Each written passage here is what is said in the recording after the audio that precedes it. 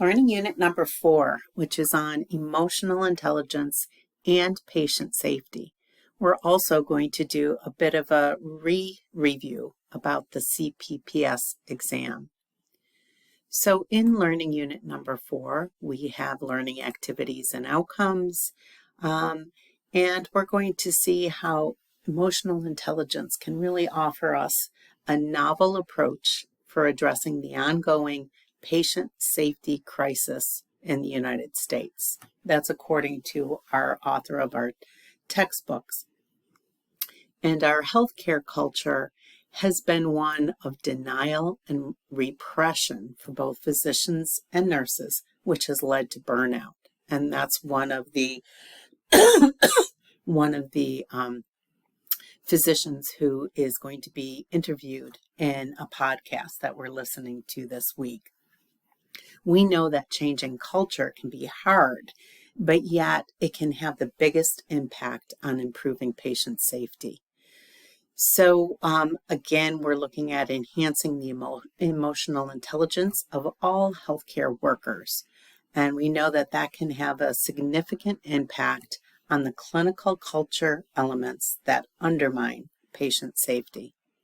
So you can read about the learning outcomes, and I'm going to go through the learning activities that are listed here.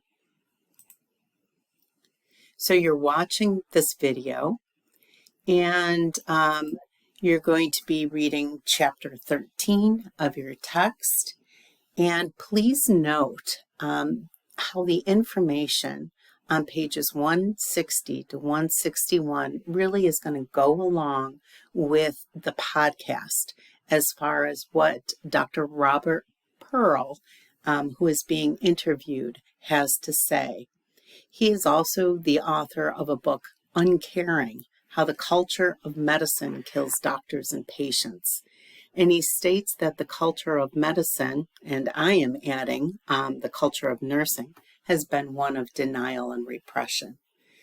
And along with this physician who is being interviewed and this physician author, we're reading Kadir as far as our textbook, and she speaks about the macho culture, where nurses routinely forego breaks, meals, and or they stay late after their shift ends. I'm sure that's ringing a bell for each and every one of you. She also speaks of the Lone Ranger culture, where independence equals competence, and asking for assistance indicates failure. So it's really essential that you read chapter 13 this week, and you'll see how it goes along with our other learning activities. So this is the podcast, To End Burnout, and it is on Spotify, so you may need to download Spotify, which is a free download to either your phone or your computer. Listen closely, and you can hear ways in which we must change the culture of nursing to end burnout. This again is Dr. Robert Pearl speaks about in medicine. And what I really recommend is that you open this transcript as you're listening to the podcast, so you can both read along and have the audio. That will take about 45 minutes. That's the longest learning activity for this week. And then there is the lesson of patient safety mindfulness. And this is by Dr. Paravati. And you can see that he has sat for the CPPS exam. And so I like the way he brings together the three terms of patient, safety, and mindfulness. It's a short read, but I think it's a beneficial read. And then we have another short article, but what it provides you is the perspective of one RN who did sit for the CPPS, the Professional and Patient Safety Certification Exam. Now, this was written back in 2016, but I think it gives us a nice perspective from a fellow nurse. So that's what we're going to look through. And then we're going to go on to information that we looked at back last summer when we were in Nursing 573. And some of us were a little bit pressed for time last summer because 573 is offered in a mini. And so I just wanted to have you review some of this information as you're nearing the end of this program.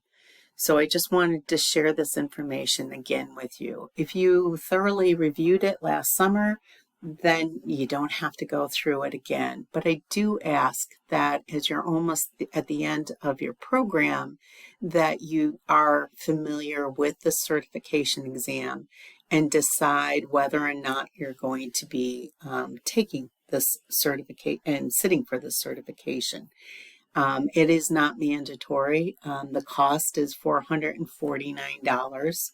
I did put in an announcement and send it to your email a couple weeks ago, notifying you that they speak to the scholarship. And when you click on this link, you can see that one of the things that it goes right to is a scholarship.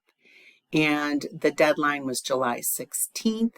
And so I had hoped that perhaps those of you who wanted to take it would have submitted an application for this scholarship, because it includes the full cost of the exam, so the $450, as well as a review course and a practice exam. So I'm sorry, it's the full exam, a practice exam, and a review course.